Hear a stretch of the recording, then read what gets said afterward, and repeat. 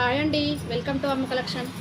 మన కలెక్షన్లో ఒక మేడం అయితే షాప్కే వచ్చి టాప్స్ అయితే ఆర్డర్ ఇచ్చిపోయిందండి. చూడండి, కలంకారీ ఫ్యాబ్రిక్ అండి ఇది.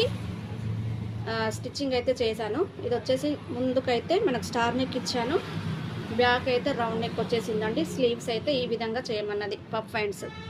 ఓకేనా ఫ్రెండ్స్, మీకు ఎవరికైనా కావాలంటే నాకు డిఎం చేయండి. మంచి మంచి క్లాత్స్ అయితే ఉన్నాయండి.